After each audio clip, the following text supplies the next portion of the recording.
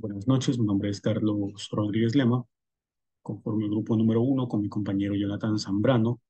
El presente video corresponde al ejercicio número uno de la tarea número 10. En el ejercicio número uno se pide analizar los videos que se adjuntan en la carpeta Introducción a ET200SP, el carpeta que vemos aquí, y realizar un video resumiendo los aspectos más importantes de estos videos. Así es que comenzaremos apreciando los videos uno por uno y destacando aquellas partes más importantes de cada uno de estos. Bueno, en este caso vamos a hablar sobre bueno, tenemos el que es el remoto I/O. Aquí se nos indica gráfico, a través de un gráfico, nos indica un diagrama esquemático del que nosotros apreciamos las entradas locales, entradas y salidas locales y las entradas y salidas remotas. Tenemos que destacar de este gráfico que tal como nosotros contamos con entradas y salidas de nuestro PLC, podemos también juntar un dispositivo, por ejemplo, de entradas y salidas remotas, para de esta manera, asumiendo que, como vemos en la imagen, nosotros tenemos un PLC, vamos a suponer que tiene solamente dos pórticos, uno de entrada y uno de salida, y nosotros queremos adicionar más pórticos de entrada y de salida, entonces en el caso de que querramos adicionar más pórticos, ya sea de entrada o de salida, podemos hacerlo a través de un remote I/O. En este caso vemos cómo adicionamos dos entradas más y dos salidas digitales, bueno, pueden ser digitales o analógicas, dependiendo del módulo. Aquí vemos también cómo podemos integrar. Vemos que tenemos las entradas y salidas que pueden ser remotas o locales. Vamos a adentrar un poco el video. Lo que se nos indica aquí, que la comunicación, o mejor dicho, la transmisión de datos a a través de los módulos de comunicación con el PLC pueden ser a través de un par trenzado, en este caso puede ser una conexión Ethernet, por ejemplo, o también se nos indica que puede ser una fibra óptica. Bueno, aquí ya vemos los tipos de comunicación que puede tener, Profibus, Ethernet, dependiendo también del PLC que se utilice y los protocolos de comunicación que podamos integrar en estos. Tal como lo mencionamos al inicio, tenemos entradas y salidas que pueden ser analógicas o digitales. Aquí vemos cómo a pesar de que nosotros tenemos una lectura ya sea una lectura analógica o digital, siempre vamos a transmitir la información en lenguaje de máquina. Por lo que a través de este remote I/O, lo que vamos a transmitir son bits. En cambio, acá directamente con las entradas y salidas del PLC podemos tener la lectura directamente con ya sea los valores analógicos o digitales del elemento que estamos usando. En este caso, estos son los módulos de comunicación que contamos con el PLC. Vemos aquí vamos a pausar la imagen, vemos cómo tenemos aquí en el Remote I/O. Aquí vemos cómo el Remote I/O contiene o realiza la lectura a través de los sensores y este transmite la información a través del lenguaje de máquina directamente hacia el PLC y utilizando los protocolos de comunicación que se encuentran disponibles en este caso, para el PLC y el dispositivo de comunicación. Aquí vemos cómo también hemos integrado el PLC o cómo tenemos integrado dentro del gabinete de control eh, el PLC con las entradas y salidas, en este caso, que pueden ser analógicas o digitales, implementando también un remote I/O.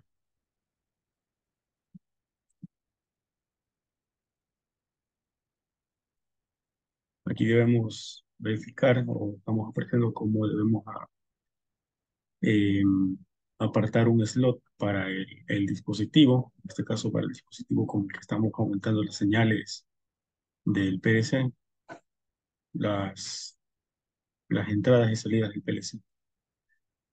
Local I/O modules near the field devices because of the harsh environment.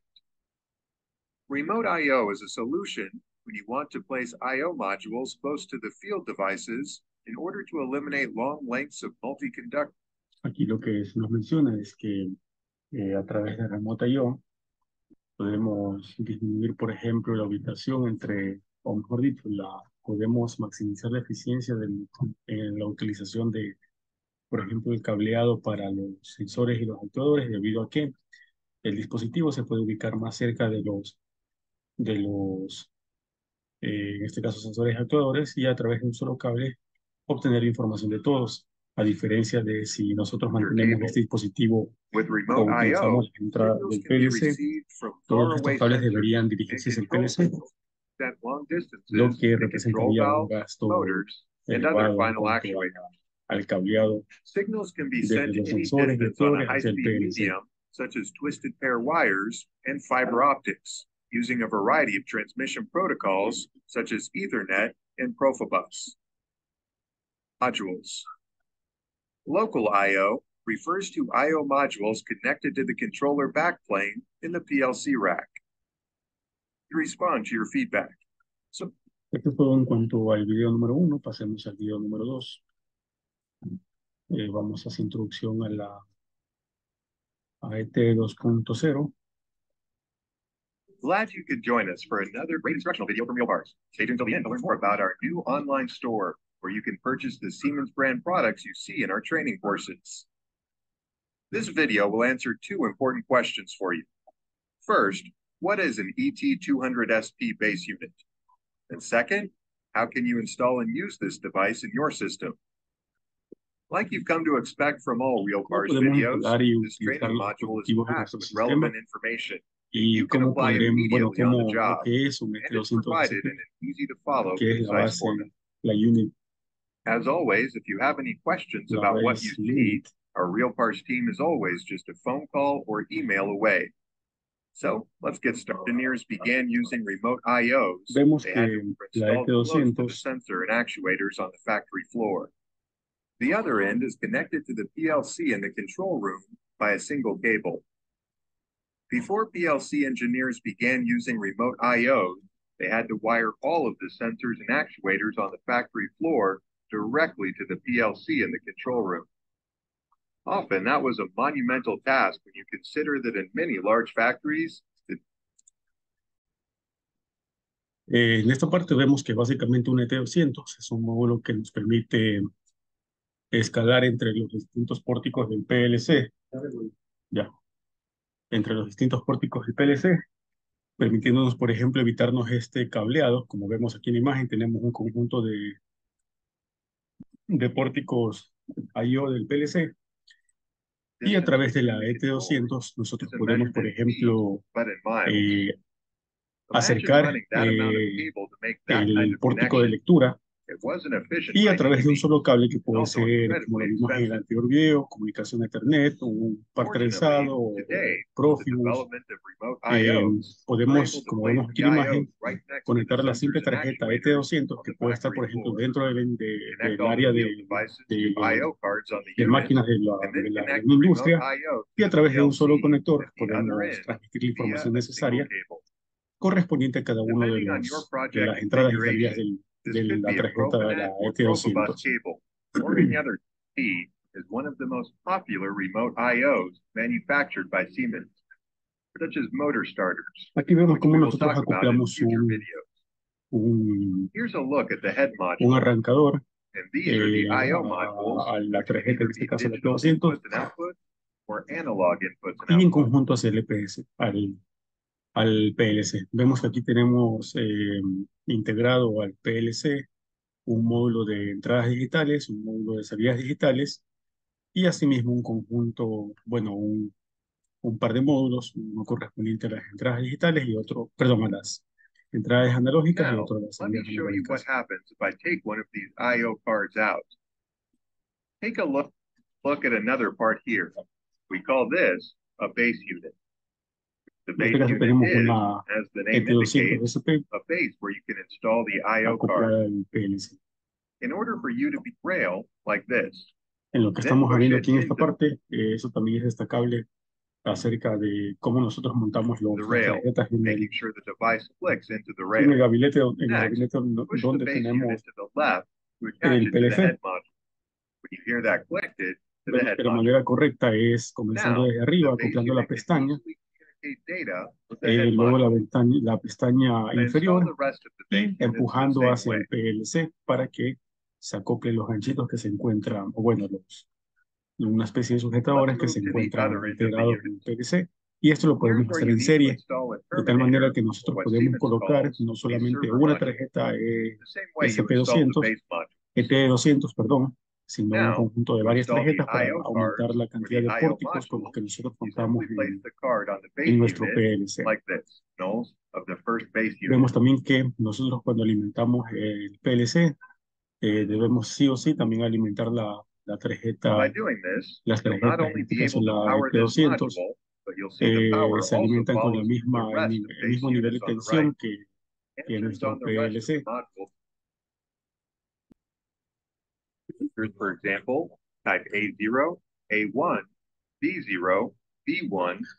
Algo que nosotros tenemos que tener en cuenta cuando acoplamos módulos de comunicación, perdón, módulos de entradas y salidas, ya sean analógicos o digitales, es que cuando nosotros entramos en la configuración en la programación, cuando nosotros vamos a hacer uso de estas entradas y salidas, debemos considerar o debemos tomar en cuenta que cuando hagamos o cuando querramos utilizar, debemos de asignarle un, podríamos decirle, un valor con el que nosotros podamos distinguir un módulo del otro. Como nosotros apreciamos en esta imagen, tenemos el módulo que va a contener las direcciones desde A0, tenemos aquí hasta A1, o puede ser A1, lo mismo pasa con estos módulos. Dentro de la configuración de estos módulos, cuando utilizamos el PLC o cuando estamos dentro de la interfaz de programación del proyecto, nosotros debemos de configurar cada módulo para que, por ejemplo, si tenemos el módulo A contenga las entradas, por ejemplo, las entradas desde la 0 hasta la 7. El siguiente módulo va a contener las entradas desde la 1.0 hasta la 1.7.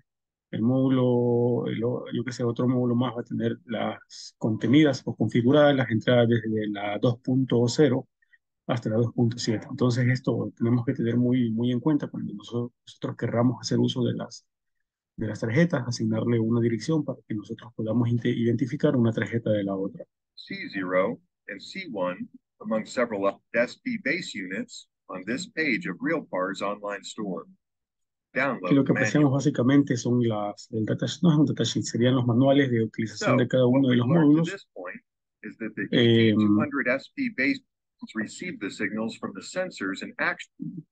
When you think about it, this is very convenient compared to the classic terminal types where you bueno, y to make it básicamente lo que easier, hacemos we've aquí also es included the podemos link acudir a in the description información below the video técnica you're watching en now. la red para saber cómo podemos, además de conectar los módulos, eh, ver cómo se lo hace ya en la vida real, digamos así, para tener en cuenta, por ejemplo, algunos aspectos que quizá de la parte teórica no se contemplan. Sin embargo, cuando ya estamos en campo, cuando estamos ya operando estos dispositivos, surgen algunos inconvenientes que pueden llegarnos a ocurrir a nosotros, por lo que es recomendable también prever ese tipo de situaciones a través de, por ejemplo, videos instructivos acerca de la utilización, montaje y desmontaje de estos módulos, en este caso, de entradas y salidas, ya sean digitales o analógicas. Eso es todo respecto del segundo video. Pasamos a revisar el video número 3. En este caso tenemos Hey everybody, it's Dave from Explorers.live. I teach people how to build DIY campers. In this video, I'm going to teach you how to clean up messy wire ends by using ferrules. This is episode number 4 in a series I'm making covering all the very basic skills you need to tackle the next electrical project in your camper. Now, we've already covered how to cut and how to strip wire, which are 2 necessary skills that you'll need to be able to do to install the ferrules that we'll be talking about today. And links to those videos can be found in the description below. Now, wire ferrules are pretty new to me. And I've honestly been geeking out a little bit about them because of how helpful they are and how much cleaner they make wire. Now, a wire ferrule is simply a very thin tube of metal that is crimped onto. Bueno, aquí lo que estamos viendo es cómo insertar, por ejemplo, estos módulos de acople que pueden ser utilizados como, o más bien, utilizamos como conectores. En este caso vemos que tenemos sería como el material, lo tenemos, viene con en una forma circular y nosotros queremos, por ejemplo, elaborar este tipo de acople o este tipo de conector para, por ejemplo, utilizarlo en algún dispositivo hembra para poder realizar la conexión entre ambos dispositivos. En este caso vemos que estamos conectando estos dos cables cuya entrada vemos que es un conector hembra, en el que es preferible tener este tipo de conectores para que el contacto sea, no presente errores al momento de transmitir comunicación. Recordemos que cuando nosotros conectamos un cable sin tomar las debidas precauciones en cuanto a la conexión de los mismos, corremos el riesgo de que cuando nosotros conectamos el cable, las mismas, serían como los mismos, las hebras de alambre que conforman el cable a veces quedan sueltas unas que otras. Entonces esos cables pueden ocasionar un falso contacto, lo que a la vez produciría, por ejemplo, vamos a suponer como pulsos que pueden adentrarse en nuestras señales de comunicación en forma de ruido y provocando errores en las lecturas de los sensores o puede ser errores entre los mismos modos de comunicación de un sistema. En este caso, lo que nos indica aquí es cómo, aquí apreciamos cómo en este caso estamos insertando un cable que no tiene ese tipo de conectores. Vemos cómo queda totalmente flojo el cableado y en este caso vemos cómo se ocasiona, en este caso se lo hace en red, se ocasiona, por ejemplo, un cortocircuito entre ambos conectores. Entonces, vemos que pueden haber muchos inconvenientes al utilizar o al realizar conexiones sin conectores adecuados. Más adelante vemos entonces que una vez hecha la propuesta de ese tipo o haber presentado ese tipo de conectores, vemos cómo podemos utilizarlos. En este caso, hacemos uso de uno de estos, serían como recubrimientos metálicos que vienen en forma cilíndrica. Esto es importante debido a que nosotros debemos recortar el cable o debemos dejar la tira de la hebra del cable que vamos a utilizar, por lo menos del mismo tamaño que este recubrimiento que vamos a colocar aquí para asegurar el conector. Y también debemos tener en cuenta la medida de este cilindro, debido a que recordemos que hay cables de varias medidas. Asimismo, los conectores deben ser de varias medidas y conectar preferiblemente en base a la información que se nos otorga cuando nosotros adquirimos este tipo de conectores.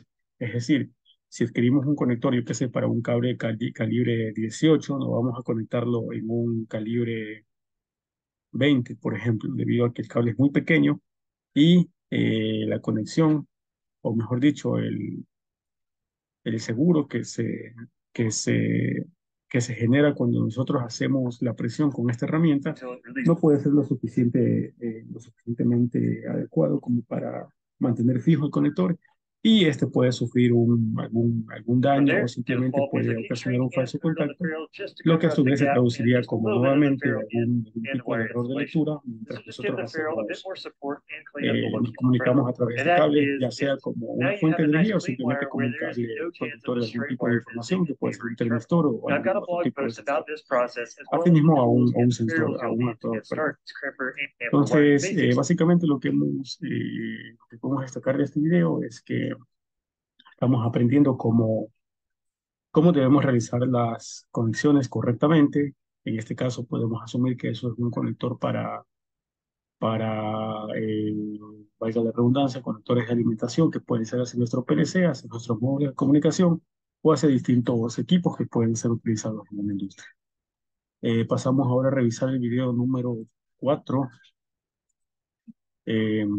Aquí vemos también, vamos a ponerle play, vemos que en este caso tenemos un Fast Connect.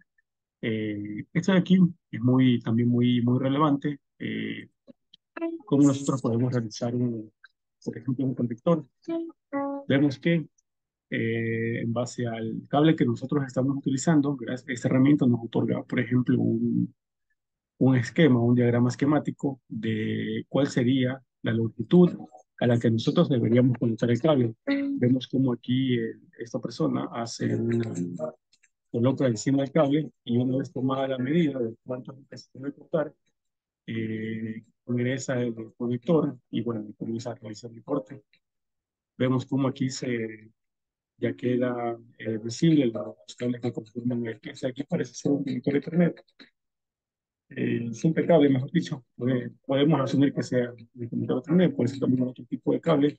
Aquí también vemos que cada uno de los cables que conforman el conjunto de este cable tiene varios colores, los que también deben ser respetados al momento de ingresarlos dentro de cada uno de los apartados internos o de los orificios internos que tiene este conector.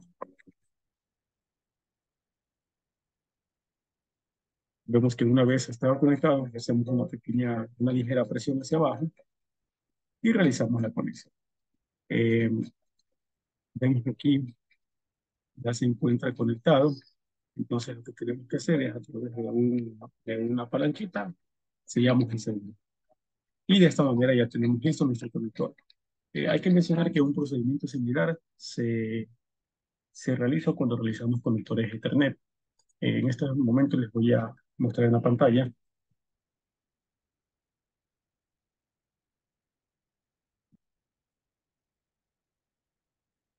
Eh, Vemos aquí en la pantalla cómo contamos con un conector Ethernet. Este tipo de conectores, de la misma manera, al igual que el conector que nosotros apreciamos en el video, tiene asimismo una herramienta con la cual nosotros podemos o debemos cortar el cable, en este caso el cable de Ethernet, y asimismo respetando el código de colores, debemos ingresarlos por estos orificios y a través de un aparato similar al que se utilizó ahí para ejercer presión, presionamos y automáticamente, o mejor dicho, gracias a esa presión que ejercemos, se realiza la conexión entre estos pines y los cables que conforman el conector Ethernet. De esa manera también podemos elaborar conectores Ethernet y así contamos con varios conectores que podemos utilizar o que nosotros podemos, por ejemplo, elaborar nuestros propios cables en base a la longitud que querramos. En este caso, obviamente, vamos a respetar o vamos a guiarnos en base a las necesidades nuestras o de nuestros clientes. Esto en cuanto al video número 4 y pasamos a ver el video número 5. En este caso estamos nuevamente, estamos realizando, en este caso vamos a realizar un conector. Eh, Vemos que en este caso debemos respetar mismo este diagrama, pero al ser un conector distinto vamos a darle un poco más de longitud. Realizamos el sello hasta que el elemento quede presionado y comenzamos a realizar giros para que se realice el corte transversal. Vemos cómo sacamos ya el sobrante, sacamos el recubrimiento plástico. Vemos cómo ahora cortamos una parte de la sección que no vamos a utilizar y aquí vemos los cables que son muy similares al conector Ethernet. Ingresamos una pequeña carcasa que sirve después como soporte y seguro. Vemos cómo ingresamos también eh, allá aquí estamos ingresando, por ejemplo, una carcasita que nos ayuda a identificar los colores, el orden en el que nosotros vamos a conectar nuestros cables. Recordemos que mencionamos que el orden de los cables es muy importante al momento de conectarlos en nuestro, en nuestros dispositivos. Vemos como aquí tenemos señales, que de este lado va a ir, por ejemplo, el conector naranja, y de este lado el conector azul o celeste, y de este lado el conector verde, y finalmente el conector café, el cable color café. Entonces, una vez realizado ya esta conexión, ingresamos lo que vendría a ser el conector como tal. Y vemos cómo ya queda conectado. Es un conector cilíndrico. Asimismo, seguimos los procedimientos para ahora comenzar a ya realizar el sellado del cable y vemos cómo a través de esa misma presión que se genera se realiza el corte de manera limpia y podemos ya proceder a cerrar nuestro conector. Y finalmente lo que hacemos, ya una vez que está todo cerrado, jalamos la carcasa que emitimos inicialmente y la enroscamos hasta generar una especie de seguro que permitirá o que más bien preverá que el cable no esté flojo y más adelante presente errores o rupturas en el momento de ser implementados. Eso es todo en cuanto al video número 1, correspondiente a la tarea número 1, vaya la redundancia. Gracias por su atención.